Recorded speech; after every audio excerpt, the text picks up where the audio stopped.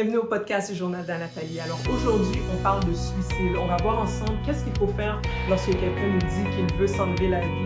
Quand la personne est en crise, on va voir les cas de suicide auprès des jeunes, comment on intervient auprès d'eux. On va parler de ces sujets-là avec nos deux invités, Lourdine Sauveur et Marie-Hélène. Alors c'est tout de suite, bientôt. Bonjour, bienvenue au podcast du Journal d'Anathalie. Donc aujourd'hui, on aborde un sujet quand même assez sensible. On va parler de suicide et on va le faire avec nos nouvelles comparses. Donc au dernier épisode, on s'était réunis ensemble, on avait parlé de la santé mentale des femmes et aujourd'hui, on vous avait promis qu'on reviendrait avec d'autres thèmes entourant la santé mentale et cette fois-ci, donc, c'est le suicide. Donc je vous rappelle brièvement, donc Lourdine Sauveur qui est psychiatre dans la région de Saint-Jean-sur-le-Richelieu auprès d'une clientèle de jeunes aux prises avec des problématiques de santé mentale diverses. Donc, rebonjour. Bonjour. Et on a aussi Marie-Hélène Lully, qui est médecin généraliste de formation, interprète médicale pour les institutions du réseau de la santé et des services sociaux du Québec. Donc, bonjour. Bonjour. Merci d'être avec nous aujourd'hui. Donc, sans plus tarder, on va rentrer tout de suite dans la lecture du passage qui est en lien avec notre sujet du jour. Donc, je vais peut-être en étonner quelques-uns, mais la lecture d'aujourd'hui se trouve dans le livre des Nombres, le chapitre 11, le verset 10 à 15. Donc, je vais lire pour vous le passage de Nombres, les versets 10 à 15. Donc, Seigneur, ouvre nos yeux afin que nous puissions contempler les merveilles de ta loi. Amen. Moshe entendit le peuple crier, une famille après l'autre, chacun à l'entrée de sa tente. La colère d'Adonai s'enflamma violemment, et Moshe fut aussi mécontent. Moshe demanda à Adonai, « Pourquoi traites-tu ton sauveur si mal? Pourquoi n'ai-je pas trouvé faveur à tes yeux pour que tu mettes le fardeau de tout ce peuple sur moi? Ai-je conçu ce peuple? Suis-je leur père pour que tu me dises, porte-les dans tes bras, comme une nourrice porte un bébé jusqu'au pays que tu as juré à leurs ancêtres? Où vais-je obtenir de la viande à donner à tout ce peuple? Car ils ne cessent de m'ennuyer avec leurs cris et de dire, donne-nous de la viande à manger. Je ne peux pas porter tout ce peuple tout seul, c'est trop pour moi. Si tu me traites ainsi, fais-moi périr immédiatement. Je t'en prie, si tu as pitié de moi, et ne me laisse pas continuer à être aussi misérable. » Donc voilà, ce passage-là en fait est extrait du passage de l'histoire du récit en fait de Moïse qui était aux prises avec le peuple qui était depuis un moment donc au désert, dans la traversée du désert, puis il commençait à murmurer, à se plaindre qu'il voulait de la viande, qu'il voulait autre chose que la manne qui leur était pourvue tous les jours. Et voyant en fait le mécontentement du peuple, ça a créé en Moïse une espèce d'angoisse, de stress épouvantable. Donc il s'est retourné vers Dieu pour lui demander finalement, qu'est-ce que je fais avec cette situation-là? Parce que là, on m'accuse de les avoir traînés au désert, d'avoir voulu les faire périr, etc. Comment moi, qui suis un simple homme, suis-je responsable de cette situation-là, alors que c'est toi qui m'as demandé de faire tout ça? Et il demande en fait à Dieu, dans ce passage-là, de lui enlever la vie. Donc c'est sûr que c'est pas nécessairement l'un des passages auxquels on pense lorsqu'on pense aux idéations suicidaires, aux pensées suicidaires généralement dans la Bible. On va penser naturellement à Job, on va penser naturellement à d'autres personnages bibliques, mais sauf que il y a beaucoup d'exégètes en fait qui parlent de cet événement-là de Moïse parce que ça démontre comment une situation, comment une accumulation d'événements et de stress peuvent amener quelqu'un à un point de vulnérable pour que cette personne-là contemple la possibilité que finalement de mourir ce serait mieux que de poursuivre dans le cheminement en fait dans la situation dans laquelle on se trouve présentement. Et j'en parle davantage en fait sur le blog. J'ai écrit un article là-dessus. Pour ceux que ça intéresse, je laisserai le lien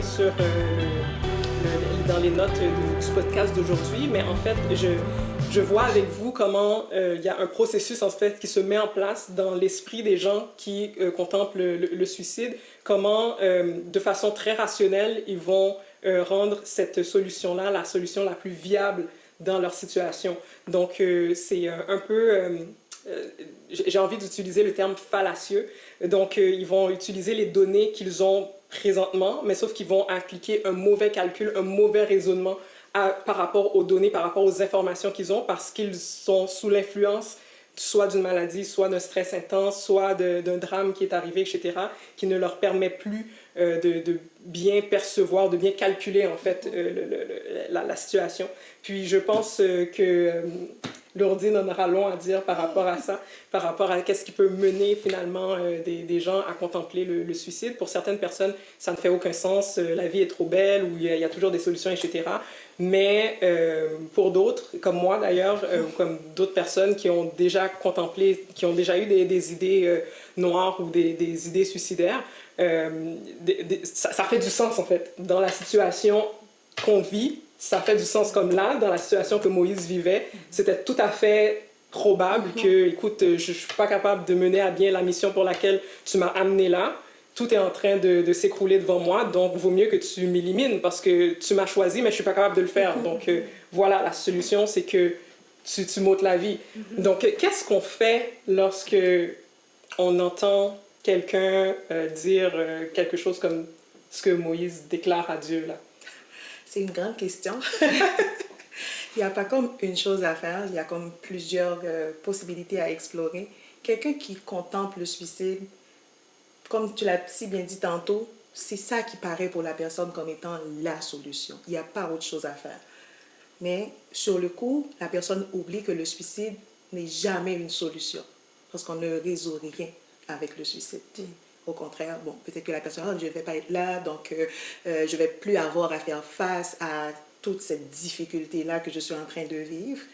Mais pour tout l'impact que ça a sur l'entourage, on ne va même pas parler de ce qui adviendra pour la personne en soi après la mort. Ça c'est un autre débat. Ouais. Mais si on considère l'impact que ça a sur l'entourage, cette personne n'est pas là pour voir qu'est-ce qui se passe, mais ça crée une grande détresse dans une famille, dans l'entourage de la personne après un suicide. Oui, c'est qu'il y a un impact plus important que juste sur soi. Il y a un impact sur les proches, mais aussi sur les amis, sur le milieu de travail. C'est comme une roche qu'on lance dans l'eau, puis ça fait un rayonnement. Il y a plein de dommages collatéraux. Mais moi ça m'amène à essayer d'explorer un autre aspect de la question, c'est que la personne, lorsqu'elle se trouve dans cette position de contemplation, c'est comme si ce qui va se passer après ne la préoccupe plus parce qu'elle est submergée par le drame qu'elle vit elle-même et qui dépasse tout. Et pour elle, c'est qu'il faut qu'on y mette un terme le plus rapidement possible. Donc, elle ne va pas forcément... Et peut-être que lui demander de voir les autres autour d'elle, c'est lui demander de faire un effort supplémentaire qu'elle n'est peut-être pas en mesure de faire lorsqu'elle vit ce sentiment de détresse extrême. Parce qu'elle se voit, elle, dans la souffrance, puis elle veut y mettre un terme. C'est ça. Tout à fait. Donc, à ce moment-là, c'est plus l'entourage qui préoccupe. Donc, il y en a qui disent que c'est comme si c'est un geste égocentrique, parce qu'on ne pense plus aux autres. Ça, c'est, je ne veux plus être là, je souffre trop, je dois partir. Donc, c'est ça qui apparaît comme étant la solution, mais une chose qu'on n'arrête pas de dire aux gens, le suicide n'est jamais et ne sera jamais une solution. Il y a toujours de l'aide, parce que quand on est trop submergé, c'est comme si on avait un écran. On ne peut pas voir plus loin que le bout de son nez. Donc, c'est là qu'il faut aller chercher de l'aide parce que c'est une personne extérieure. Quand tu n'as plus la force de lutter, ça prend une aide extérieure pour te tirer, pour t'extirper du gouffre dans lequel on est. C'est pour ça qu'on encourage les gens. Quand on sent qu'on commence à descendre, on va chercher de l'aide. Et aussi, l'éducation aussi de l'entourage doit être éduqué à savoir comment voir que quelqu'un est en train de chuter progressivement. Parce que des fois, la personne ça va mal, mais elle ne s'en rend pas compte nécessairement. C'est vraiment l'entourage. S'ils sont capables de reconnaître les signaux, là, on commence à dire, c'est pas la personne que je connais d'habitude. Il y a quelque chose qui cloche là, ça va pas là. Mais en fait, moi en fait, ce sur quoi j'essaie d'insister lorsque j'ai amené l'élément de réflexion de tout à l'heure, c'est que si on essaie de se mettre à la place de la personne qui a des idéations suicidaires, mais du côté physique, par exemple, on est en face de quelqu'un qui est en train de souffrir, on va dire, les douleurs de l'accouchement. La personne est toute seule à souffrir ces douleurs de son accouchement. Puis elle veut y mettre un terme, parce que c'est trop fort, c'est trop intense, etc. Elle a le, comment je pourrais dire, elle a l'idée que ça va terminer avec l'accouchement, donc on sait que ça va finir quelque part. Ou bien elle a une solution qui lui dit, bon, ben, j'ai l'injection épidurale, donc ça va s'atténuer ou ça va disparaître. Donc elle a des solutions pour elle, pour sa douleur. Donc la personne qui a des idées, on va pas dire, parce que des fois on alimente, des fois on est submergé. Alors la personne qui se retrouve dans le bain des idées suicidaires, elle veut un terme de sa propre douleur. Donc ça veut dire que les gens en face ne voient pas, les gens en face ne sentent pas, les gens en face n'éprouvent pas. Mais moi, comment j'arrête cette douleur-là? Donc c'est important qu'on prenne conscience que la douleur existe vraiment. Et que c'est une douleur réelle et qu'on veut y mettre un terme. Effectivement. Ouais, c'est cette position de compassion, en fait, elle est vraiment primordiale parce que même dans le texte de Moïse, je pense en fait que Moïse s'est senti seul à ce moment-là en face d'un peuple qui lui lançait pratiquement des roches. Et le seul secours qu'il avait à ce moment-là, c'était de se tourner vers Dieu. Mais il y a des personnes qui n'ont pas ce recours-là, de se tourner vers le transcendant, vers Dieu. Ils n'ont pas ce recours-là. Puis ils n'ont pas non plus...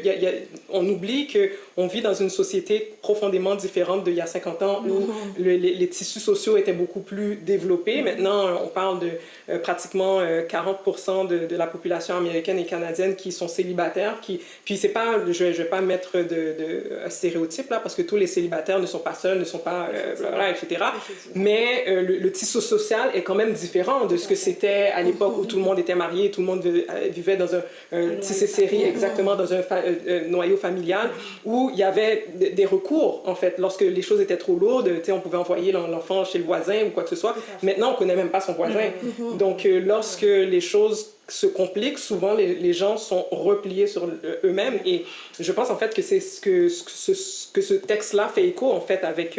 l'expérience de Moïse. Puis j'aimerais en fait passer tout de suite sur les mythes à défaire autour du suicide, parce qu'il y a beaucoup de choses que les gens pensent en fait sur le suicide en général, puis Marie-Hélène et moi allons te passer la balle l'une après l'autre par rapport à des idées préconçues sur le suicide, sur ce qu'on peut faire, à quel point on peut agir ou pas.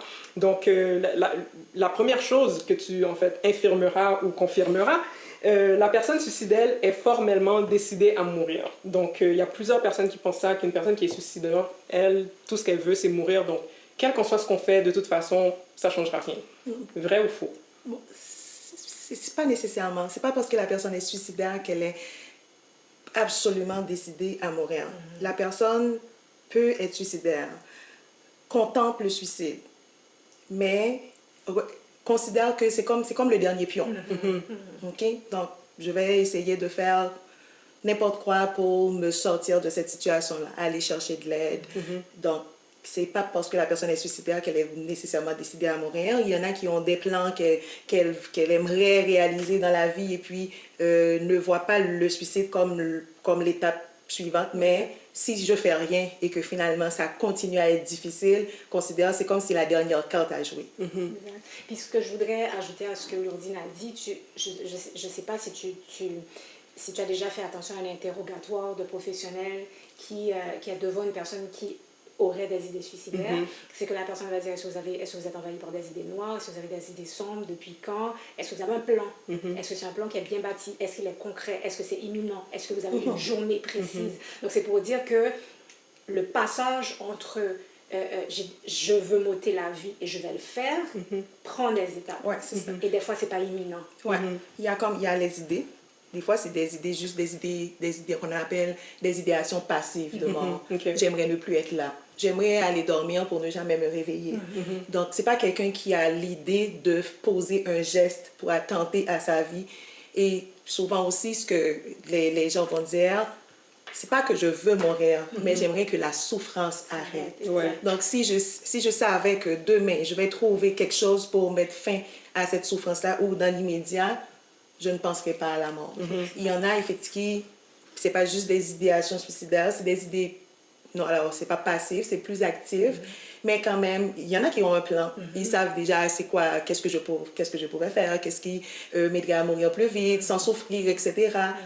Qui ont même, qui contentent même l'intention de passer à l'acte. Mais, comme tu l'as dit, c'est tout un processus. Ouais. OK? Donc, la personne ne va pas nécessairement passer à l'acte du jour au lendemain. Parce que même en le faisant, la personne... J'ai même rencontré des jeunes, ils ont, par exemple, ils ont même fait le geste, comme par exemple prendre des comprimés, mais souvent, après avoir avalé un pot de comprimés, par exemple, ce sont eux qui appellent le 911 ou qui parlent à leur entourage ou qui envoient un texto à un ami ou à un membre de la famille, à leurs parents. Oui, voici ce que je viens de faire, parce que c'est comme, ils racontent, c'est comme ils ont fini de poser le geste, mais c'est comme... Là, ils anticipent la mort. Est-ce que je vais mourir? Là, ils tombent en état de panique. C'est là qu'eux-mêmes, ils appellent le 911, ils essaient de contacter quelqu'un, faites quelque chose. Même la personne qui pose un geste ne veut pas nécessairement mourir. C'est un appel à l'aide pour dire que, wow, je souffre. C'est comme un drapeau rouge. Faites quelque chose pour m'aider. Parce qu'ils ont comme l'impression que des fois, l'entourage ne comprend pas. Ils doivent faire quelque chose de plus percutant pour que les gens réalisent je souffre, j'ai besoin d'aide. C'est comme un SOS. Est-ce que c'est faux de dire que la personne peut avoir des idéations, des idées passives et puis qu'une détresse la précipite à passer à l'acte? Mais rapidement, comme les étapes se franchissent vraiment rapidement. Il y a des gens qui ont de l'impulsivité. Donc, quand ils vivent des moments difficiles, la détresse qui est déclenchée par n'importe quel stresseur, ces gens-là sont plus rapides à passer à l'acte. Parce qu'il y a aussi le degré d'impulsivité. C'est des gens qui sont plus prompts à réagir, donc ils agissent, après ils réfléchissent. L'impulsivité, c'est un élément qui va faire que, mais la personne reçoit une mauvaise nouvelle, par exemple, et puis est envahie par la détresse. OK, non, là, je peux pas, je dois en finir, je ne pourrais pas endurer cette détresse-là. Donc, l'impulsivité, le faible niveau de tolérance à la détresse, la capacité de résilience, tout ça, ce sont des éléments qui peuvent précipiter ou ralentir selon le niveau. Exact. Et est-ce que c'est faux ou bien est-ce que ça va trop loin de dire que se suicider, c'est un signe de faiblesse ou bien de lâcheté? Des fois, on a tendance à dire ça. Dans Monsieur et Madame, tout le monde ont tendance à penser comme ça. Mais la personne qui se suicide, c'est parce que la personne est désespérée. Ça traduit un niveau de détresse qui est très profond. La personne ne voit pas la lumière au bout du tunnel. C'est comme si tu rames. Au lieu d'avoir l'impression d'avancer, c'est comme si tu es rendu plus loin de la distance que tu as été. C'est comme si, finalement, là, c'est vraiment le niveau de désespoir qui va faire que la personne ne va pas passer à l'acte. Je voulais juste, par rapport à ce que tu disais tout à l'heure, faire un pont sur une actualité très récente. Je ne sais pas si vous avez entendu la nouvelle de la jeune femme Christine Caron qui elle n'a pas tenté de se suicider. Elle s'est suicidée parce que justement, elle s'est rendue 2 fois aux urgences et elle n'a pas été suivie de façon appropriée par rapport à la détresse qu'elle ressentait parce que justement elle avait des idées noires, elle avait des idéations et un des médecins qui était là aux urgences lui aurait dit finalement que si vraiment tu voulais te suicider, ben tu serais pas là ici, tu l'aurais fait. Donc ça vient un peu en contrepoids de ce que tu disais tout à l'heure. Qu'est-ce qu'il faut penser de ça? Est-ce que... Je trouve ça particulier quand même que je ne peux pas faire l'avocat du diable, je n'étais pas là. Donc, mais est-ce qu'il y a comme un malentendu dans ce qui a été dit? Parce que pour quelqu'un qui est suicidaire, qui va à l'hôpital, c'est quelqu'un qui veut vivre. La personne a été chercher de l'aide. Donc, est-ce que le médecin voulait lui dire, le fait que tu es là, ça veut dire que tu veux chercher de l'aide, même si il y a une partie de toi qui veut mourir, mais il y a quand même une partie de toi qui veut vivre. C'est l'une des questions qu'on pose quand on explore le niveau de dangerosité au niveau suicidaire. Et des fois, on demande aux patients comme sur une échelle de 1 à 10, de déterminer ou d'essayer d'estimer c'est quoi la partie qui veut vivre et c'est quoi la partie qui veut mourir. Ouais. Parce que quelqu'un qui a été chercher de l'aide, même si la personne veut en finir, il y a quand même une partie de cette personne-là qui aimerait que ça change. Donc, est-ce que ce médecin-là voudrait dire que, vu que tu es là, tu viens chercher de l'aide, il y a comme une partie de toi qui veut vivre. Comment est-ce qu'on peut faire pour que cette partie-là, aussi minime que c'est, même si c'est un 10% qui veut vivre, mais comment on peut travailler pour que ce 10%-là, on l'augmente graduellement jusqu'à ce que la personne arrive à trouver des éléments qui la retiennent.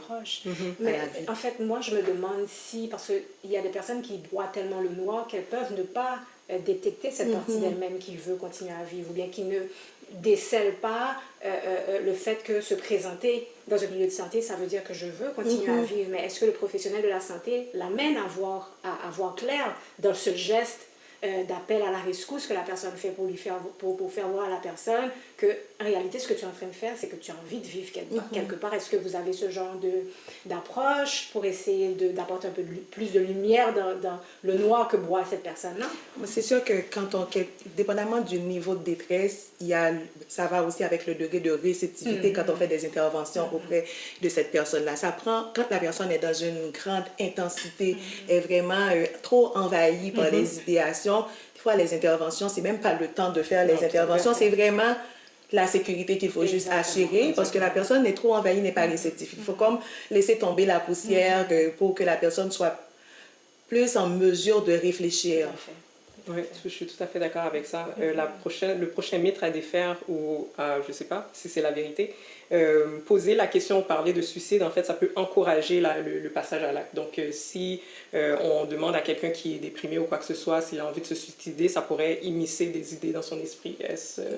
Au contraire, il faut chercher à savoir chez quelqu'un, par exemple, on voit que la personne est déprimée, il faut au contraire chercher à savoir est-ce que cette personne-là est suicidaire. Parce qu'il y en a qui sont suicidaires, ils ne vont pas le dire si on ne pose pas directement la question. Et si on ne pose pas la question et qu'on ne le sait pas, on ne peut pas mettre en place des mesures pour aider la personne à sortir de cette détresse-là. Donc, il faut au contraire poser la question, parler du suicide, ça ne fait pas demander à la personne, disons, si elle a des idées suicidaires, ça va pas, c'est pas comme si on lui met en tête des idées, non, c'est de voir, au contraire, ça veut dire que tu es à l'écoute, tu vois que je suis souffrant et tu cherches comment faire pour m'aider. Et d'autant plus essentiel que, comme Laudine l'a dit, il faut établir le filet de sécurité. Ça veut dire que carrément, tu questionnes la personne. Si tu vois que tu es trop envahi, est-ce que tu as des manières d'agir pour t'en sortir? Est-ce que tu as des gens dans l'entourage auxquels tu peux appeler à l'aide? Est-ce qu'il y a des gens que tu peux appeler? Est-ce que tu as des gens qui te confient? Est-ce que tu sais quoi faire? Est-ce que tu sais quelle ligne téléphonique appeler? Donc, tout ça, ça te permet de mettre en place ce filet de sécurité-là et de permettre à la personne quasiment de se l'approprier avec toi comme intervenant. Et ensuite, qu'est-ce qu'on fait? Parce que, est-ce qu'on continue un suivi? C'est sûr que je me dis probablement qu'il faut référer la personne, lui dire va voir un médecin, va voir un professionnel, etc. Mais est-ce qu'on continue à lui poser des questions? Est-ce qu'on continue à lui parler de ça? Est-ce que ça peut devenir trop envahissant? Qu'est-ce qu'on fait par la suite? Bon, c'est sûr que quelqu'un qui, admettons que par exemple, quelqu'un, si c'est dans la famille, on voit que la personne est triste, est déprimée, peut-être ou si la personne a parlé qu'elle a des idéations suicidaires ou même des idées suicidaires plus actives avec un plan, l'intention de passer à l'acte, c'est sûr qu'il faut référer cette personne-là à un professionnel pour aller chercher de l'aide. La porte d'entrée, ça peut être le médecin de famille. Pour les jeunes, ça peut être un professeur ou d'autres professionnels qui sont en général dans le milieu scolaire comme en service social, en psychologie ou en éducation spécialisée, en psychoéducation. On en parle à un membre de l'équipe scolaire ou à son pédiatre ou à son médecin de famille. Donc, c'est vraiment n'importe qui peut être une porte d'entrée pour avoir de l'aide. Infirmière scolaire aussi. Le suicide se produit sans avertissement. Ça arrive. Ça arrive. Il y a des gens qui cachent bien leur détresse. Et des gens il y en a, ils peuvent vivre toutes sortes de détresse, mais ils sont tellement bons dans la capacité à cacher, à bien refouler toutes sortes d'émotions. C'est des gens, on voit que la personne paraît joyeuse, ça va bien dans sa vie, et puis seule, dans son lit, cette personne boit du noir. C'est vraiment la grande détresse. Parce qu'il y a aussi comment on voit ceux qui vivent des situations difficiles, comment c'est stigmatisé la santé mentale. Ça, des fois, c'est ça qui freine les gens à aller chercher de l'aide. Au travail, la personne fait semblant d'être la personne la plus heureuse du monde. Pourtant, arriver à la maison, c'est l'enfer. Parce que comment est-ce qu'on va juger cette personne-là, comment est-ce qu'on va la regarder, on va la voir comme quelqu'un qui est faible, etc., etc., et tout ce qu'on peut dire par rapport aux gens qui souffrent avec des problèmes de santé mentale, la personne peut bien arriver à cacher. Ça prend vraiment quelqu'un qui dans l'intimité de la personne pour bien comprendre, mais même avec des gens qui vivent à la maison, moi, souvent, je rencontre des jeunes, les parents des jeunes qui ont fait des tentatives de suicide, puis les parents disent ça, je ne l'ai vraiment pas vu venir, parce qu'au contraire, cette semaine, ça allait bien, elle sortait avec les amis, à l'école, ça allait bien, et puis, tentative de suicide. Ça peut arriver. Et ça nous amène en fait au prochain mythe, c'est que la personne, on pense que la personne qui passe au suicide paraît déprimée, donc elle peut ne pas paraître déprimée. Non, des fois, la personne arrive bien à cacher sa détresse. Mais à ce moment-là, comment on peut faire pour prévenir? Mais on va peut-être répondre à la question tout à l'heure, mais je me dis, s'il n'y a pas d'avertissement, c'est un peu, l'entourage peut se sentir démuni. Encore plus, bon, quand dans la situation d'une mère qui semble voir que son enfant va mieux, puis tout d'un coup, la personne commet un geste, c'est ça, l'irréversible des fois. Donc, en général, il y a quand même des symptômes avant-coureurs, mais ça peut arriver que ça arrive, et puis peut-être qu'on pensait que dans les semaines d'avant, la personne paraissait moins bien, et puis là, on voit qu'il y a une amélioration. Des fois aussi, l'amélioration, c'est parce que la personne a déjà son plan. Donc, elle voit déjà sa solution. C'est ça. C'est comme si, ok, bon, c'est la fin. Donc, ça aussi, ça peut être un signal. Quand on voit quelqu'un qui était très négatif, très dans un état moribond, et puis du jour au lendemain, oh, la vie va bien. Des fois, c'est parce que la personne, ok, ma décision est prise, je vais faire ça à tel moment, mais son plan est fait, là, sans rien dire à personne. La personne se sent sereine avec sa décision. Et puis, c'est comme pour faire un adieu à son entourage. Je pense que la personne sait que, par exemple, demain à pareille heure, je ne vais plus être là. Mais c'est d'autant plus déchirant pour l'entourage parce qu'on finit par se culpabiliser.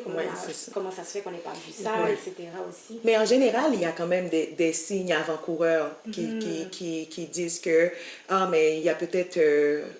il est peut-être temps de faire quelque chose. Si on voit que la personne s'isole beaucoup plus que d'habitude, quelqu'un qui souvent était avec des amis, voyait des gens, sortait, puis on voit que du jour au lendemain, les amis, ça ne m'intéresse pas, je préfère rester tout seul, ou on voit que les loisirs de cette personne-là ne l'intéressent plus. La personne, par exemple, quelqu'un qui savait jouer à n'importe quel instrument, mais ça ne m'intéresse plus, ou on est à pratiquer n'importe quelle activité, puis on voit qu'il y a moins d'enthousiasme, moins d'engouement, donc il y a peut-être quelque chose qui cloche là, quelqu'un qui est plus triste, même si la personne ne pleure pas nécessairement, mais on voit que la personne, c'est pas la même personne que je... il y a la joie de vivre là, que je savais voir chez cette personne-là, que non, je crois que c'est comme si la flamme, l'étincelle n'est plus là. Donc, c'est bien de surveiller un peu plus ces personnes-là, parce que s'il y a peut-être des choses qui se passent là. Et si on est en face de personnes qui ont toujours caché leurs émotions, qui ont toujours caché ce qu'ils ressentaient, refoulé, tout ça, comment on peut identifier des signaux?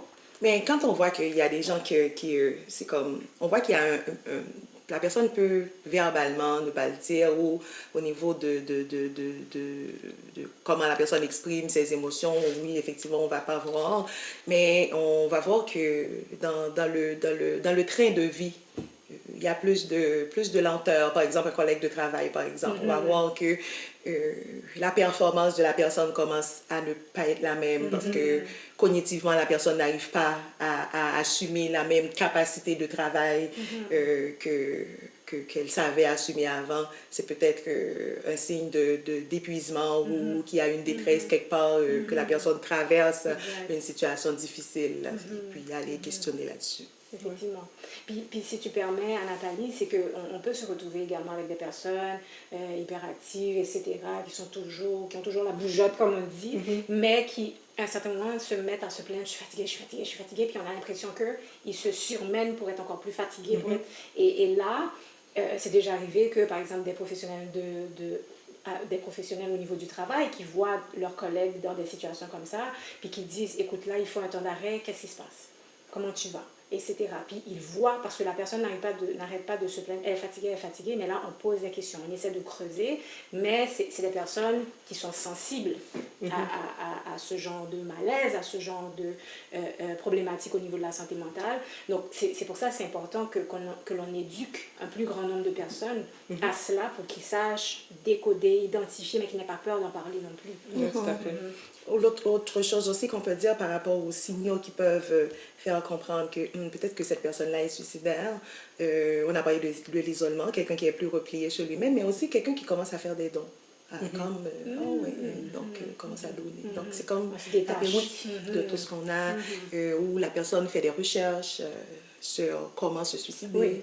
La personne écrit des lettres d'adieu. Donc, il y a un changement dans les comportements de la personne. Ou il y a aussi des gens qui ont des comportements à risque, comme quelqu'un qui conduit de manière vraiment dangereuse, à excès de vitesse. C'est comme si la personne ne veut pas... La personne essaie involontairement de provoquer un accident. Peut-être que s'il y a un accident qui survient, donc je vais pouvoir y laisser ma peau. Ouais, c'est ça, justement. C'est ça. Peut-être qu'en traversant ce feu rouge, s'il y a une autre auto qui arrive. J'y passe. C'est ça. Donc, tout ça. L'autre personne aussi peut y passer. Ouais, c'est et toi, ça. tu restes. Mais justement, c'est ça qui arrive. C'est ça, submergée. justement, la personne qui est submergée par le suicide ne pense plus à l'autre. C'est ça. Je dois mettre fin à cette souffrance-là que je ne peux plus endurer. C'est ça. Ouais. Puis, les personnes qui menacent de se suicider veulent attirer l'attention ou manipuler les gens. Ça, c'est délicat. C'est délicat. C'est pas noir sur blanc. Effectivement, il y a des gens qui utilisent des propos suicidaires à des fins de, ce que je vais dire, manipulation. C'est comme, ça se voit souvent chez des gens avec, surtout quand on a des enjeux de personnalité. Et bien entendu, c'est un moyen quand même de verbaliser une détresse. C'est comme, moi, si je l'actualise dans ma pratique, c'est comme il y a des enfants qui soient des enfants opposants, des enfants rebelles, qui n'acceptent pas le cadre éducatif qui est mis en place par les parents à la maison. Par exemple, tu dois pas sortir à telle heure ou tu peux pas faire telle chose. Puis il dit, mais non, mais tu veux pas que je sorte, mais sinon je vais me suicider. Donc, c'est soit tu me laisses faire ce que je veux faire, ou sinon, je veux me suicider. Tu veux pas que j'aille à cette fête-là? Ah ben ok, je vais me suicider. Le parent est compris. Ok, donc je dois mettre un cadre, parce que c'est ça mon rôle de parent. Je dois mettre un cadre. Mais quand j'essaie de mettre un cadre, mon enfant me dit, si tu me laisses pas faire ce que je veux, je vais me suicider. Ouais. Ben, en fait, je pense que c'est un bon lien avec justement le suicide juvénile. Qu'est-ce qu'on fait lorsqu'on a un enfant qui a ce genre de propos-là ou qui semble être en détresse ou qui a fait une tentative ou qu'est-ce qu'un parent doit faire qu'est-ce qui se passe là? Parce que ça, c'est quand même assez inquiétant. On peut avoir une réaction de dire, ben là, tu veux juste me manipuler, ça passera pas, donc tu n'iras pas. Mais l'enfant peut quand même passer à l'acte. Justement. Donc, ça prend un filet de sécurité. Ça prend que le parent doit aller chercher de l'aide à l'accueil psychosocial ou en parler au médecin qui est responsable du dossier, à l'école, chercher de l'aide, parce qu'il y a de l'aide qui existe. De façon, il y a les centres de crise, il y a comme le 811 qu'on peut appeler en tout temps. On a un enfant qui fait une crise à la maison parce qu'on essaie de mettre un cadre. Il y en a qui sont vraiment explosifs dans leur façon de réagir. Tu me laisses sortir, s'ils ont un casse-tout, sinon je vais me tuer. Ils prennent des couteaux. J'entends tellement d'histoires là, des fois c'est comme inimaginable là, des enfants qui prennent des couteaux, qui vont à la cuisine, prennent des couteaux, soit je sors ou je me tue, puis qui brandit le couteau, le parent ne sait pas quoi faire, c'est où la limite? À ce moment-là, il y a toujours les centres de crise qui sont disponibles, on appelle le 811. Quand on n'arrive pas à intervenir, on n'arrive pas à calmer l'enfant, il y a le 811. Ça c'est une situation d'urgence, une situation de crise. Le 811 est disponible en tout temps. Et qu'est-ce que le 811 fait à ce moment-là? C'est quoi le processus? Des fois, c'est comme si le jeune est assez réceptif, même s'il est en crise, on essaie de lui parler pour le calmer. Si on ne parvient pas, on envoie la police à la maison pour que la sécurité soit assurée et on met en place un filet de sécurité avec la famille en question. OK. Là, c'est sûr qu'on parle d'un contexte québécois. Je sais qu'il y a beaucoup de personnes qui nous écoutent de l'Europe ou même des Antilles, de l'Afrique, etc. Donc, en fait, le conseil, c'est vraiment de mettre un cadre de sécurité entourant ce genre de situation-là. Mais précisément pour les personnes qui nous écoutent au Québec, on a entendu des cas où des policiers se sont présentés sur une scène où la personne était complètement en crise, etc. Où malheureusement, ils ont dû ouvrir le feu, etc.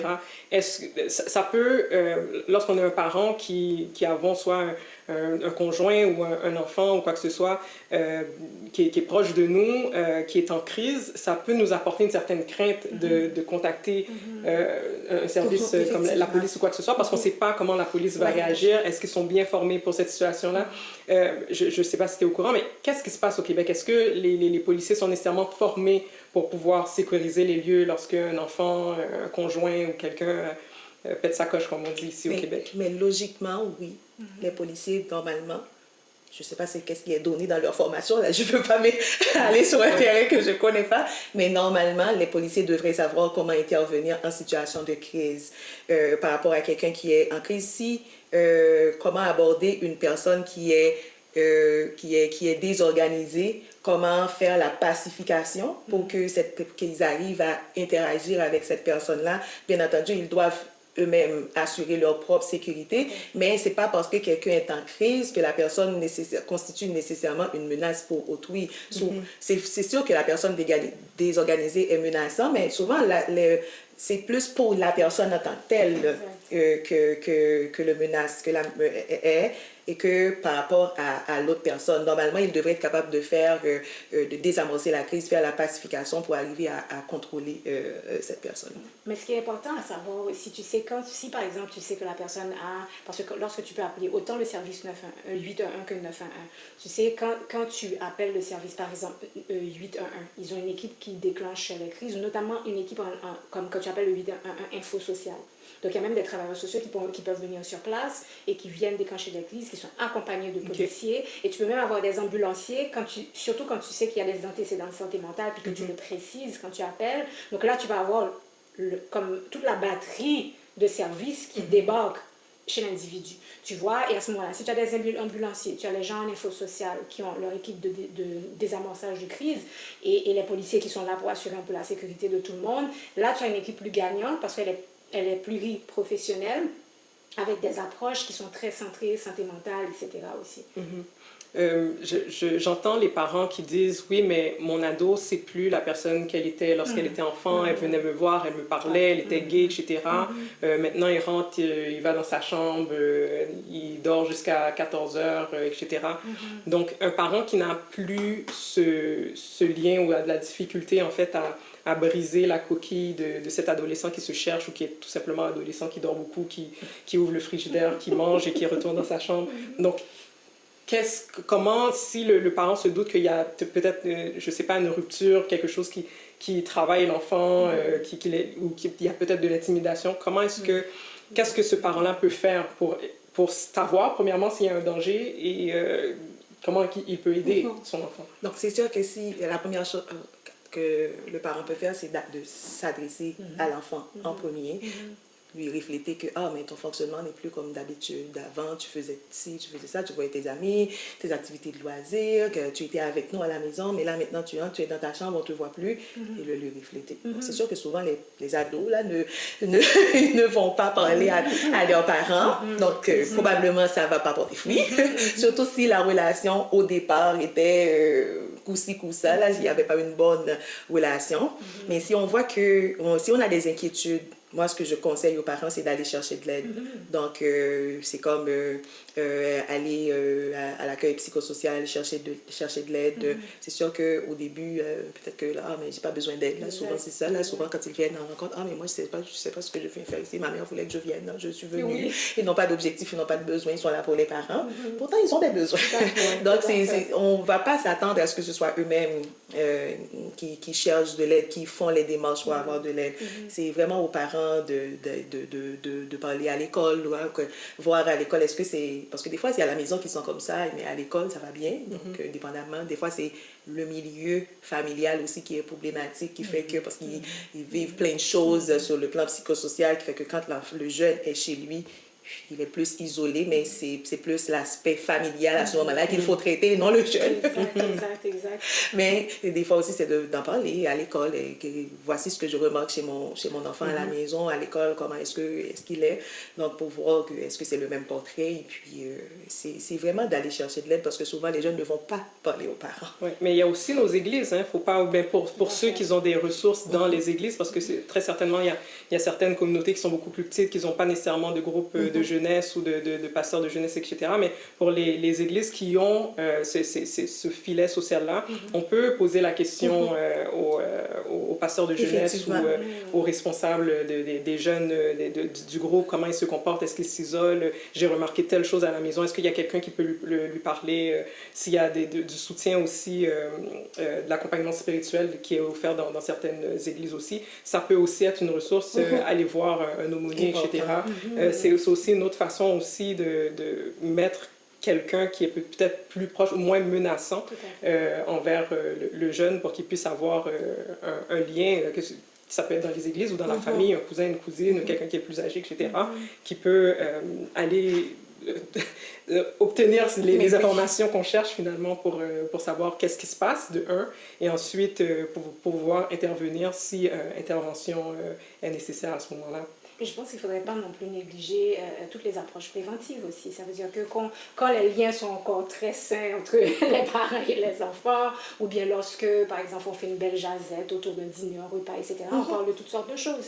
Et on dit, tu sais, ça peut arriver à un certain âge, lorsqu'on vit des affaires, on ressent certaines choses, etc. Il faut savoir qu'il y a voilà, les ressources qui existent, voilà, les services auxquels recourir. Donc, évidemment, ce n'est pas évident que des parents en parlent parce qu'eux-mêmes, ils sont très peu munis par rapport à la question aussi. Mais pour ceux qui sont plus ouverts, ben, ils peuvent en parler librement pour un peu démystifier la chose et essayer de déjà outiller le jeune pour qu'il ait un déclic lorsqu'il voit qu'il y a quelque chose. Ah, ma mère m'avait dit qu'il y avait telle chose, mon père m'avait dit qu'il y avait telle chose. Et en parlant des ressources des aînés, des groupes de jeunes, groupes de femmes, etc. dans les églises, mais ils peuvent faire des ateliers aussi là-dessus, tu vois, un peu les ateliers sur la santé mentale, sur les jeunes, l'intimidation, cyber-intimidation, etc. Donc, au moins qu'on ait aussi ces approches préventives pour que les jeunes soient sensibilisés, la société autour soit sensibilisée. Et ça, c'est une autre manière d'avoir un filet de sécurité également, social. Tout à fait. Donc, il faut vraiment enlever le tabou qui règne autour de la question du suicide, d'enlever l'approche de dire si tu fais ça, il y a une condamnation, parce que bon, c'est beaucoup plus complexe que ça. Lorsque la personne souffre, elle peut avoir des troubles de santé mentale. D'ailleurs, quelles sont les maladies, les maladies mentales qui sont associées fortement au suicide? Donc, je sais, bon, il y a le borderline que je ne sais jamais dire en français. Oui, le trouble de personnalité limite, oui, c'est ça. Donc, en plus des troubles de personnalité limite, il y a des problèmes de santé mentale, comme par exemple les troubles de l'humeur, comme la dépression ou la maladie bipolaire, surtout dans la phase dépressive, le trouble anxieux, donc la détresse qui vient avec les troubles psychotiques aussi. Donc, plusieurs problèmes de santé mentale peuvent aboutir au suicide. Et puis surtout, l'aspect impulsivité chez la personne, c'est surtout ça qui va faire que la personne va passer à l'acte aussi, ou poser un geste suicidaire. Mais, règle générale, si une personne a des idées suicidaires, des idéations, est-ce qu'on peut dire que la personne souffre de problèmes de santé mentale ou c'est juste circonstanciel? Ouais. Donc, c'est pas parce qu'on a des idéations suicidaires qu'on a nécessairement... Bon, c'est un problème de santé mentale en tant que tel, de manière générale, parce que la santé mentale, c'est pas seulement psychiatrique, c'est psychologique aussi. Donc, par exemple, si on prend les enjeux plus de personnalité, de tolérance à la détresse, de tolérance à la frustration et d'impulsivité, c'est plus des aspects d'ordre psychologique. Mais ça fait partie des problèmes de santé mentale de manière plus large. Donc, quelqu'un qui a... C'est pas... Ce qui arrive des fois... La personne peut présenter des symptômes qui s'apparentent à la dépression. Et puis on va dire, ah, cette personne-là est déprimée, et puis c'est là qu'on va prescrire des antidépresseurs, et puis on voit que, ah, mais ça fait rien. Justement, c'est parce qu'on ne traite pas la bonne affaire. Parce que si c'est plus des enjeux de personnalité, comme dans le trouble de personnalité limite, on sait que les acting en route suicidaires sont très fréquents dans ce trouble-là. Ce n'est pas la médication qu'il faut, c'est vraiment la psychothérapie. Donc, c'est pas parce que la personne peut avoir des symptômes qui s'apparentent à un trouble dépressif en tant que tel, mais c'est comme par exemple, c'est quelqu'un qui a une faible tolérance à la frustration ou faible tolérance à la détresse, la moindre chose que la personne a à faire, c'est comme si la personne doit gravir le mont Everest. La personne est découragée. Ah non, je peux pas, je suis fatiguée, je peux pas. Et puis, elle est déprimée, on va lui donner des antidépresseurs. Non. La personne doit travailler sa tolérance à la frustration. Je fais face à une difficulté, je vais pas m'apitoyer, dire que je peux pas, je mets en échec d'abord, avant même d'avoir essayé, je fonce. Ça va être difficile, mais on s'encourage, on cherche de l'aide aussi pour avancer. Quand on voit que seul, je peux pas avancer, je vais chercher de l'aide, j'investis un suivi psychosocial pour m'aider à m'en sortir. Donc, c'est pas parce que la personne a des idéations suicidaires que c'est nécessairement une maladie psychiatrique, mais c'est plus, des fois, l'aspect plus psychologique. Des fois, la personne ont des idéations suicidaires, comme je le disais tantôt, c'est parce qu'à la maison, ça va pas. Le milieu est toxique, il y a des conflits entre les parents ou n'importe quoi, on vit des abus ou n'importe quoi. Ça fait qu'on ne voit pas comment est-ce qu'on va s'en sortir. Là, c'est comme si on voit, OK, je dois mourir pour me sortir de cette situation-là. Donc là, c'est pas une maladie psychiatrique, mais c'est une problématique psychosociale. Ouais. Puis c'est là où je pense que justement tout l'aspect de la spiritualité est pertinente en fait pour renforcer la santé mentale, oui, mais tous les aspects qui font en sorte qu'on a une bonne santé mentale, qu'on est à même de pouvoir faire face à certaines situations. Donc, ça me rappelle un peu le livre de Joyce Meyer, The Battle of the Mind.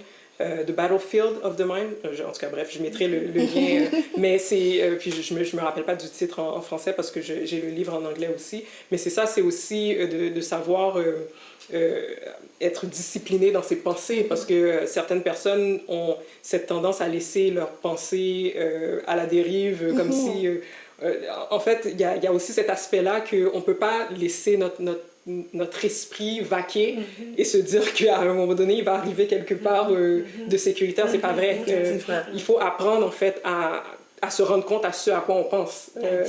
À discerner ce à quoi on pense et tout. Puis ça, c'est pas juste une compétence spirituelle, c'est aussi une compétence psychologique de mettre un frein à « OK, là, je suis vraiment en train d'être dur envers moi-même. » Oui, c'est ça, les ruminations, là, ça entretient de l'anxiété, ça entretient les pensées négatives et puis qui peuvent nous amener vraiment loin. Exactement. Mais ça doit être un enjeu majeur. Si je voulais un peu revenir sur ce que tu disais par rapport à la personne qui a, par exemple, un faible niveau d'énergie, mais que sa thérapie, c'est la psychothérapie. Donc, tu t'imagines, ça peut être un enjeu majeur que cette personne puisse s'engager lorsqu'elle a un faible niveau d'énergie. Comment vous voyez ça dans la prise en charge? Mais c'est vraiment... on y va un jour à la fois. Peu importe s'il faut commencer par se mobiliser pour être capable. C'est comme si on reste là, mais j'ai pas de force pour me lever. La force ne viendra pas. Il faut commencer par se lever. On commence par faire un petit pas. Peu importe la grosseur du pas, mais l'essentiel, c'est de faire un pas. Un pas de souris, un pas d'éléphant. L'essentiel, c'est de faire un pas. Parce que même si on se déplace, on reste presque au même niveau, mais si on regarde bien, on va dire, c'est un mini peu. Chaque mini peu compte. Et puis, c'est ça qui compte. C'est sûr que les premiers jours vont être difficiles. On peut avoir l'impression de faire du surplace, mais c'est en s'activant qu'on va voir, mais finalement, il y a 3 jours de cela, c'était pire. OK. Progressivement. L'essentiel, ce qui fait que des fois, c'est difficile pour les gens d'investir les thérapies, c'est parce qu'ils veulent des réponses rapides. Ça prend de la patience. Il y a de ça, oui, mais il y a aussi toute la part de la vulnérabilité aussi, parce que c'est pas nécessairement une entreprise agréable de faire de la psychothérapie. Pas du tout, parce qu'on va aborder des choses difficiles. Au contraire, la personne peut avoir l'impression, mais ça allait mieux avant de commencer cette thérapie. Et puis là, je commence une thérapie, on dirait que je suis tout à l'envers. C'est tout à fait normal, parce que quand on avait l'impression que ça allait mieux, c'est parce qu'on faisait rien. On refoulait tout, on les accumulait. Mais à la minute, puis c'est comme quand on a une plaie. Quand on veut que la plaie guérisse, qu'est-ce qu'on fait? On en prend soin. Des fois, il y a des tissus morts aux alentours. Il faut qu'on les enlève. Et en enlevant les tissus morts, ça va saigner, ça fait mal. c'est à peu près la même chose. Quand Ouais. on va en thérapie, on n'y va pas pour parler du beau temps. Ah, demain il fera beau. Ah, demain il y a une tempête de neige. Non, on va pas pour parler qu'est-ce qu'on voulait souper ce soir. On va pas pour parler des choses superficielles. On va pour parler de ce qui fait mal. Mais tant qu'on n'a pas abordé des fois, on pense que, oh non, que si je parle des choses difficiles, ça va aller moins bien. Oui, sur le coup, on va avoir l'impression que ça va aller moins bien. Mais c'est comme la plaie. Il faut la nettoyer pour que ça puisse bien guérir. Si on ne la nettoie pas, ça va se gangréner. C'est la même chose quand on a vécu des choses difficiles et qu'il faut travailler ça en thérapie. Il faut en parler. Sur le coup, ça fait mal, mais à la longue, c'est libérateur. Parce que quand on les laisse enfouis, on ne fait que les accumuler. Et à un certain moment, ça explose. Ouais. Puis il y a beaucoup de personnes qui évitent justement les psychothérapies parce que justement ils doivent se mettre à nu, ils doivent retourner, c'est ça, étaler leur vulnérabilité, retourner dans la plénitude de la douleur, puis on ne veut pas ça, on évite ça à tout prix, etc. Puis comme tu viens de dire, ça prend du temps, donc il faut que les personnes soient éduquées à ça aussi, c'est qu'effectivement ça prend du temps, effectivement tu vas être confronté à ta douleur, mais quelque part, ça va être libérateur. Ouais, c'est vrai que c'est le but d'aujourd'hui, c'est de parler de suicide, des idéations suicidaires, mais il y a aussi d'autres comportements autodestructeurs, comme les automutilations. La personne peut... qui est comme pour faire passer la détresse, c'est comme pour changer le mal de place. La détresse psychologique est trop vive. Ah, mais je vais me couper comme ça, je vois le sang qui coule. Là, la douleur est plus physique. C'est comme là, je pense plus à qu'est-ce qui me tracassait la tête. Là, maintenant, je dois prendre soin de cette plaie-là. Et à chaque fois que ça guérit, on recommence. Ça finit jamais. Donc, exactement, c'est une question de transfert. Puis j'aimerais dire aussi à ajouter qu'il y a différents types de thérapies, il y a différents types de thérapeutes aussi. Il y a le système de santé est très large, donc on peut voir un psychiatre, on peut voir un psychologue, on peut voir un psychothérapeute, on peut voir un travailleur social, on peut voir une infirmière clinicienne. Les médecins de famille sont quand même limités, mais moi j'ai un très bon médecin de famille qui a su me prendre en charge quand même assez rapidement aussi. Thérapeutes familiaux, thérapeutes de couple. Exactement, il y a les pasteurs qui sont aussi... il y a des pasteurs, je ne dis pas les, mais des pasteurs qui sont aussi formés pour pouvoir intervenir de point de vue plus psychologique, là, pour soutenir, etc.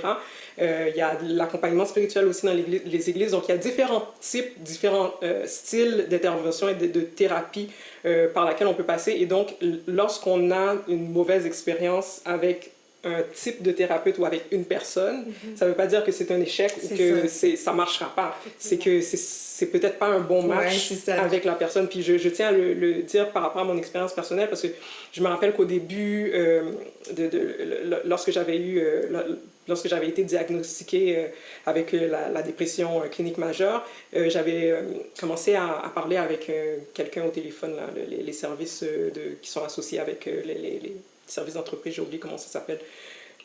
Puis j'ai vraiment pas aimé son approche. Au bout de la première intervention téléphonique, j'ai dit non, plus jamais, ça c'est vraiment pas fait pour moi, etc. Puis c'est par la suite que j'ai été en psychothérapie avec un pasteur qui est formé en psychothérapie.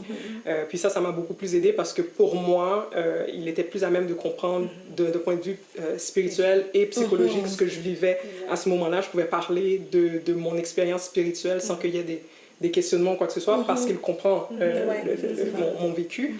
Et c'est ce qui m'a beaucoup aidé. Cela étant dit, ça aurait pu être un échec aussi avec cette personne-là. Puis il y a aussi l'aspect donc, de la vulnérabilité. Moi, je me rappelle, au début, je ne voulais rien savoir des médicaments. Donc, le prochain épisode, on va parler des médicaments. En fait, je voulais rien savoir. On m'avait fortement déconseillé de prendre des médicaments et tout. Mais sauf que lui m'a amené au point de me faire comprendre que si je passais, en fait, que oui, on pouvait continuer la psychothérapie sans, mais sauf que j'étais dans un état cognitif tellement limité. Lorsque j'étais arrivée là, je lui posais 3 ou 4 fois la même question. C'était quoi la question? C'était comme si j'étais pas complètement là. Donc il dit, c'est sûr que les médicaments vont aider certains points au niveau déjà de ton énergie physique, de ta cognition, déjà juste d'amener ton corps à un certain niveau, ton cerveau à un certain niveau, ça va pouvoir aider la thérapie.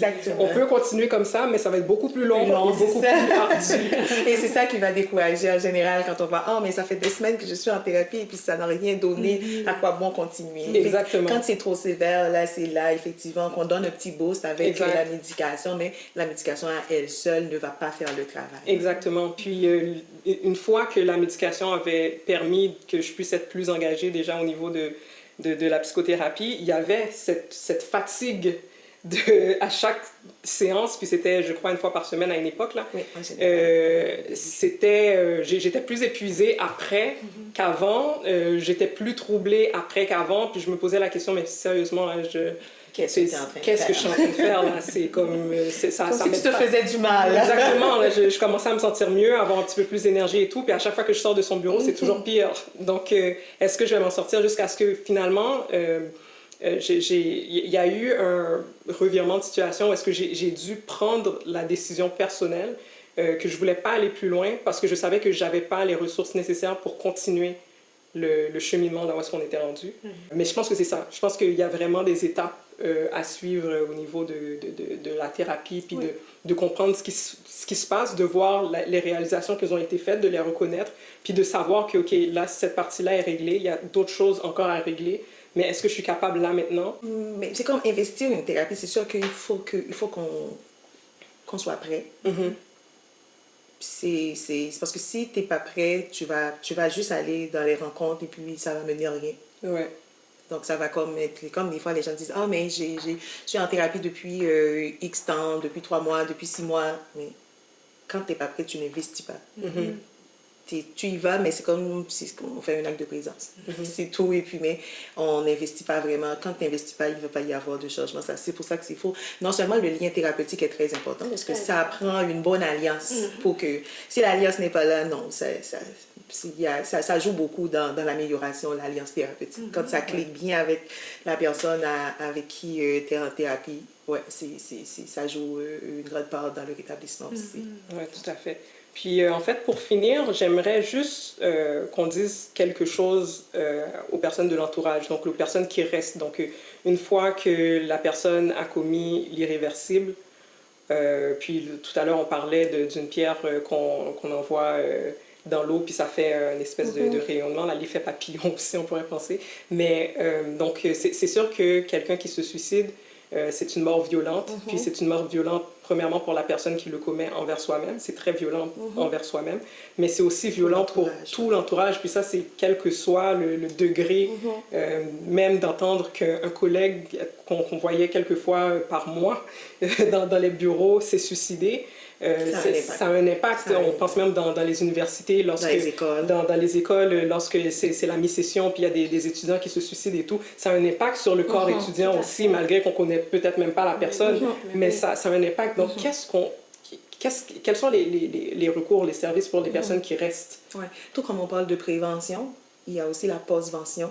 Donc, c'est comme toute intervention qu'on met en place pour prendre en charge l'entourage, que ce soit dans les milieux scolaires, en milieu de travail ou n'importe quel milieu affecté par le décès par suicide d'une personne. Donc, il y a des programmes qui sont disponibles, même avec le CPS, le Centre de prévention de suicide, avec l'Association québécoise pour la prévention des suicides, la QPS. Ils ont des programmes de postvention.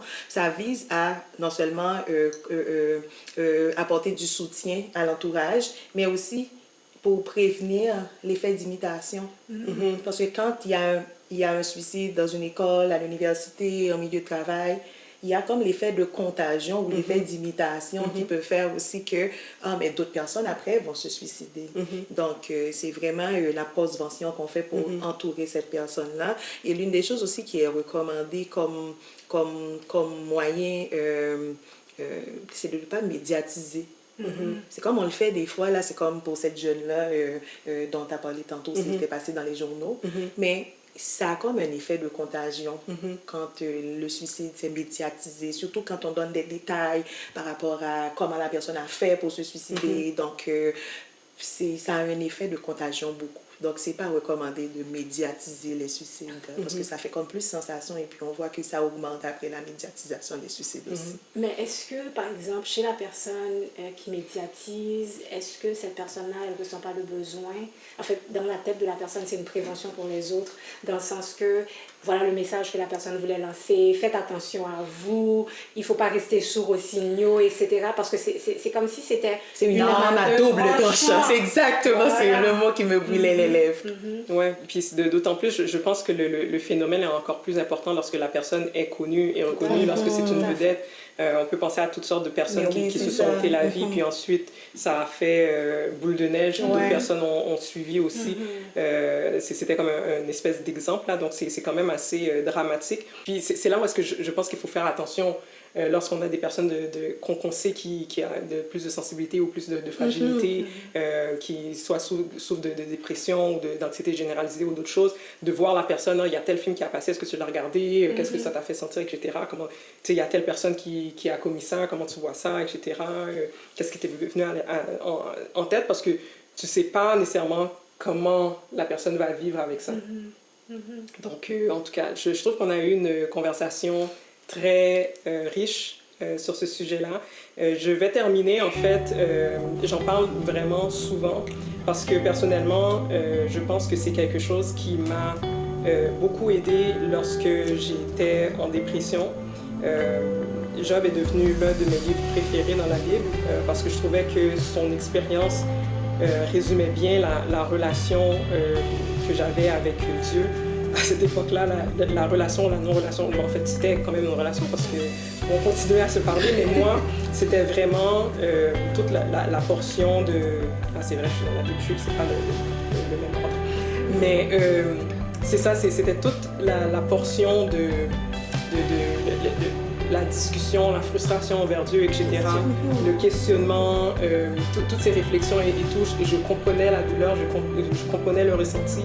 Et ce qui m'a permis de, justement, je pense, d'avancer sans nécessairement faire quoi que ce soit parce que j'avais plus d'énergie, je pouvais plus lire, donc je lisais pas la Bible, il y a beaucoup de choses que je pouvais plus faire, etc. Mais juste le fait de continuer à dialoguer avec Dieu, quel qu'en soit ce que je lui disais, qui n'était pas nécessairement très propre, je pense que c'est vraiment ça qui m'a permis de m'en sortir.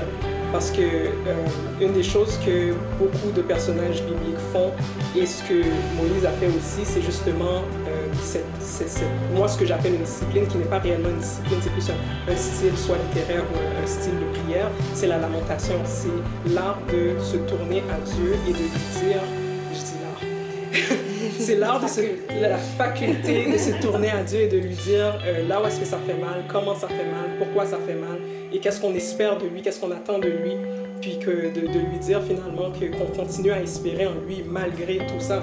Et c'est ce que Moïse l'a fait d'une certaine façon ici en disant à Dieu, ben voilà, moi je suis plus capable, cette situation-là c'est pas possible, je veux mourir, prends ma vie maintenant, parce que cette situation-là elle est insoutenable pour moi. Par la suite, Dieu a offert des solutions qui a permis de réduire effectivement sa charge puis son niveau de stress. Il a géré aussi le peuple par la communication. Il a été chercher de l'aide. Et exactement. Il a été chercher de l'aide auprès de Dieu. Puis en fait, c'est ça la différence. Puis j'en parle beaucoup sur mon blog, j'en parle beaucoup sur le podcast, dans mes vidéos, etc. Parce qu'il y a une énorme incompréhension dans le milieu chrétien par rapport à la différence entre se plaindre, les murmures et la lamentation. C'est des choses complètement différentes. L'apitoiement et la lamentation, c'est pas la même chose. Lorsqu'on se lamente, on lève les yeux à Dieu, on parle à Dieu. Et on a le droit et on a la possibilité de lui dire tout ce qui nous passe par la tête et dans notre cœur. Pourquoi? Parce qu'il le sait déjà.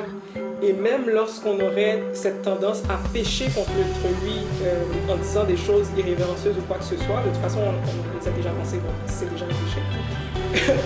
On lui demande pardon, moi je dis, oui, tu peux tout dire à Dieu, mais toujours se souvenir qu'il est souverain et qu'il est Dieu. Mais des fois, dans la douleur, dans la frustration, dans la colère qu'on peut ressentir, on peut dire des choses que par la suite on va regretter. Mais une fois que c'est sorti, Dieu est fidèle juste pour les pardonner. Donc il va pardonner ça parce que de toute façon, c'est vers lui qu'on s'est retourné pour pour se plaindre ou pour expliquer la chose. Et la différence lorsqu'on s'apitoie, c'est qu'on ne lève pas les yeux à Dieu, c'est qu'on se regarde à soi-même et on entraîne d'autres personnes des fois avec nous. Donc on murmure comme le peuple a fait, on parle avec les autres, on entraîne les autres dans notre truc.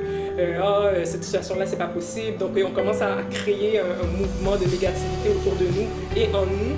Et ça nous draine, ça nous traîne vers le bas. C'est deux choses complètement différentes. Et souvent, j'ai entendu des prédications, des gens dire tu devrais pas dire ça, tu devrais pas prier de cette façon-là, ou murmurer. C'est pas vrai. Il y a un espace qui est créé et la Bible en est plein. Des lamentations, que ce soit Jérémie, que ce soit David dans ses psaumes, etc. Job, c'est un livre pratiquement que de exactement, de lamentation.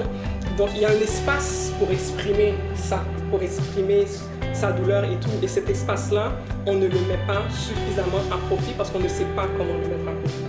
Donc, c'est ce que je voudrais amener, en fait, un peu pour conclure cet épisode. Le goût d'ajouter, en fait, c'est que cette faculté que tu décris, c'est ce que le Seigneur Jésus-Christ nous invite à faire, à déverser nos fardeaux. Exactement. Il nous invite à le faire. Et c'est libérateur. Et là, on se tourne vers la lumière lorsqu'on déverse nos fardeaux à ses pieds. Lui nous donne son fardeau à lui, qu'il dit être privilégié. Exactement. Donc, il nous invite à le faire. Exactement. Puis, c'est sûr que, comme je disais, il y a une façon de le faire. Moïse l'a fait d'une certaine façon, mais dans la Bible, il y a les lamentations ont une certaine structure, donc de suivre cette structure-là, ça peut aussi aider.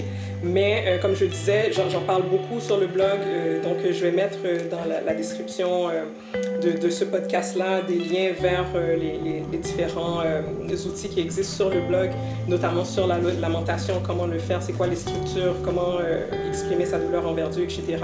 Puis aussi, il y a des vidéos de podcast aussi dans lesquelles j'en parle un peu, donc vous pouvez aussi retourner sur les autres épisodes pour pouvoir vraiment comprendre comment on fait ça. Puis des fois, c'est très très simple, c'est des psaumes comme le psaume 13, c'est très court, c'est très facile. Juste le fait de crier à Dieu, de juste exprimer sa douleur, c'est une lamentation, juste parce que des fois, il n'y a pas de mots qui viennent, il y a juste le nom, puis c'est le cri qui libère et tout. L'esprit lui-même fait pour nous par des soupirs inexprimables. Nous ne savons pas toujours ce qu'il convient de demander. C'est exactement ça dans Romains 8. Donc c'est exactement ça.